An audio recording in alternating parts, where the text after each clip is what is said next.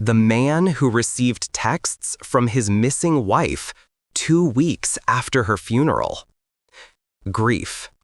It's a shadow that clings, a whisper that never truly fades.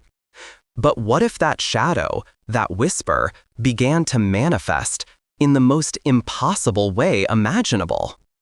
What if the person you mourned, the person you buried, reached out from beyond the grave? This is the story of Thomas Miller, a man who, 2 weeks after his wife Sarah's funeral, received a text message that shattered his world all over again. It had been an accident, a tragic, sudden car crash on a winding country road. Sarah, Thomas's vibrant, loving wife, gone in an instant. The funeral was a blur of sympathetic faces and hushed condolences. 2 weeks later, the silence in their home was deafening. Until that night. The text message was displayed. "Are you still mad about the coffee cup?" Thomas whispering, "No, no, this can't be." The coffee cup, a trivial, silly argument they'd had the morning of the accident. He'd left his favorite mug in the sink, and she'd playfully threatened to throw it out. It was a private joke, a small moment of their shared life. No one else knew about it. No one. He tried to call. Call failed.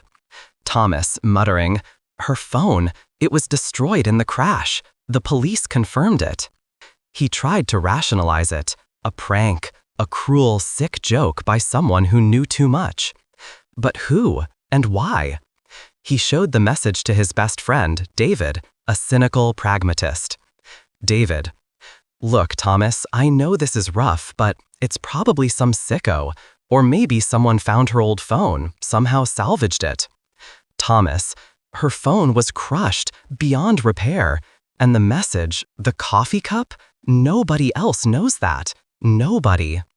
The next message sent a chill down his spine that had nothing to do with grief and everything to do with primal fear.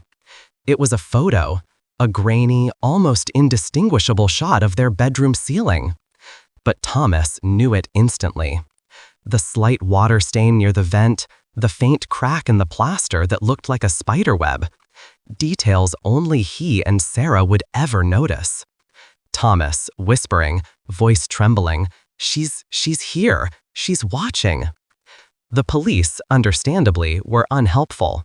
They offered condolences, suggested grief counseling, and gently implied he was suffering from delusions.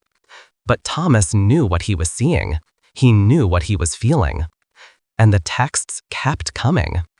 "Don't forget the anniversary dinner, love. Did you feed the cat yet?" Each message a little piece of their life. Their inside jokes, their daily routines, even future plans they'd made. "Did you feed the cat yet?" Sarah had adored their cat, Mittens. But Mittens had died 6 months before Sarah. Thomas, whispering, tears in his eyes, "Why? Why are you doing this, Sarah?" Thomas received a new text. This one was different. It's a question. "Where is the pendant?" The texts had been haunting, heartbreaking, but this one was different. It wasn't a memory, it was a demand.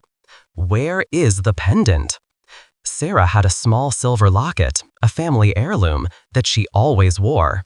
It wasn't found with her belongings after the accident. Thomas, she never took it off.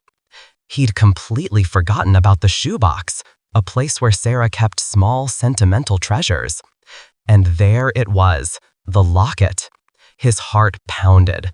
This wasn't Sarah. This was someone else. Someone who knew her secrets, knew their home. Someone who wanted something. The phone buzzes again. Thomas, reading the text aloud, voice shaking. "You found it. Now bring it to the old lighthouse, midnight, alone." Part 5. The Confrontation. Fear warred with a desperate need for answers. Who was behind this cruel charade, and what did they want?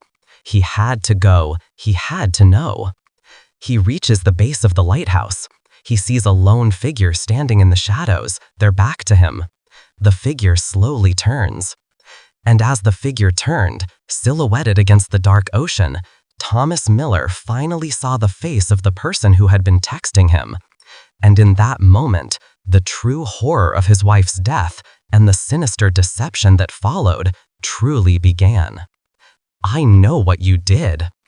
Some secrets, it seems, refuse to stay buried.